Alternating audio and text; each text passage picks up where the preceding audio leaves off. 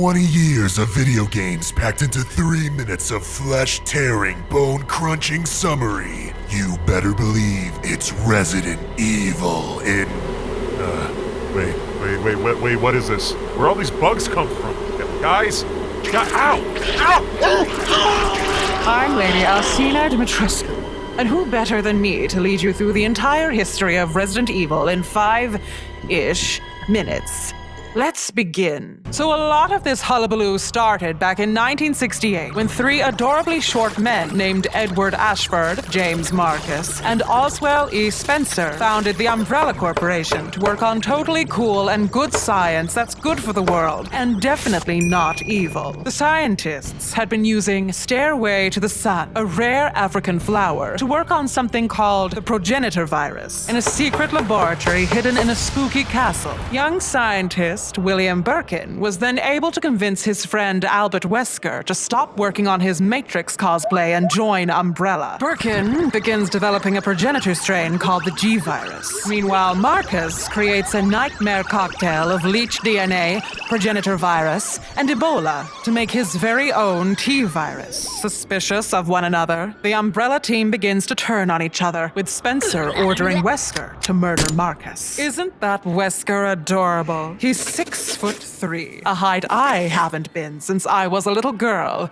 Very cute. Together, the remaining members of Umbrella High Command built a giant facility beneath Raccoon City. After bribing local police, Umbrella embeds itself in local law enforcement through the creation of Special Tasks and Rescue Services, or STARS, a force led by Albert Wesker. We'll skip ahead to 1998, where member of STARS Bravo team, Rebecca Chambers, quaintly 6'3", teams up with an escaped convict named Billy to investigate a train attacked by the T-virus spreading version of one of my personal favorite creatures, leeches. Rebecca and Billy learn the secret of the virus's origin, while Wesker begins plans to abandon Umbrella to join a rival organization. When confronted, Umbrella sicks a tyrant on him, which he defeats because he's a very tough, tiny little man. Wesker concocts a plan to lure STARS members to the old Umbrella mansion to test out his new bioweapons. Rebecca and Billy find the Queen Leech, a monster living in the reanimated corpse of Dr. Marcus, and after destroying it, they part ways, Rebecca heading towards that spooky trap mansion. Jill Valentine, Chris Redfield, and Albert Wesker arrive at the spooky trap mansion. Jill and Chris learn about the evils of Umbrella, and Wesker is revealed as a betrayer, infecting himself with the T-virus as the good guys fight a tyrant and Wesker escapes. Chris, Jill, and Rebecca decide to investigate Umbrella, and Chris goes to Europe. Jill and Rebecca investigate the secret lab beneath Raccoon City, which has now become infested with zombies and secret Umbrella bioweapons. Leon Kennedy and Chris's sister Claire show up to Raccoon City, investigating a police station and meeting the new monster-fied version of William Birkin, who is responsible for the virus spreading to Raccoon City. They also get chased around by the cute little Mr. X. Leon meets FBI agent Ada Wong, who is revealed to actually be a mercenary before she gets shot and dies. Together, Leon and Claire destroy the secret nest facility beneath Raccoon City and escape. Jill Valentine meets Carlos Oliveira, and together they attempt to find the T-virus vaccine and escape Raccoon City before the government can missile strike it to hell. Chased by the nemesis monster, who is a charming 7'3", they make it to Nest 2, destroy the facility, and escape with the vaccine. But the vaccine is destroyed by Carlos's former friend, Nikolai. Umbrella Corp is no more, and that doesn't stop Leon from meeting surprise, not dead, Ada in Spain. Together they save the president's daughter from some cultists named Los Iluminados, who are infected by a mind-controlling parasite called Las Plagas. They escape the cultists, but Ada betrays Leon, steals a Plaga sample, and escapes while Leon,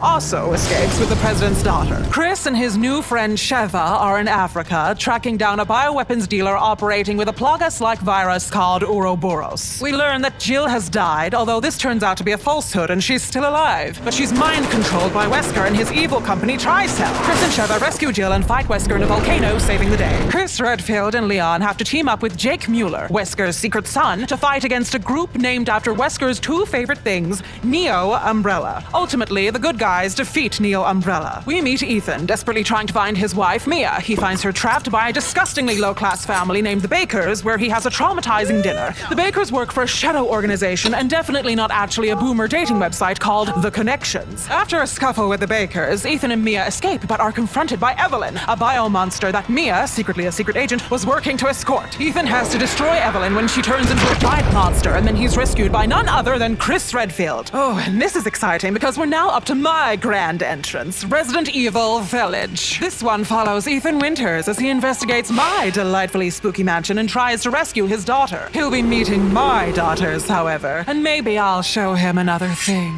or 5. I tell you more, but I don't want to ruin the surprise. I hope you were able to stay safe from the T, G, and C viruses while avoiding the zombie hordes, because that was the entire Resident Evil series in 5 minutes.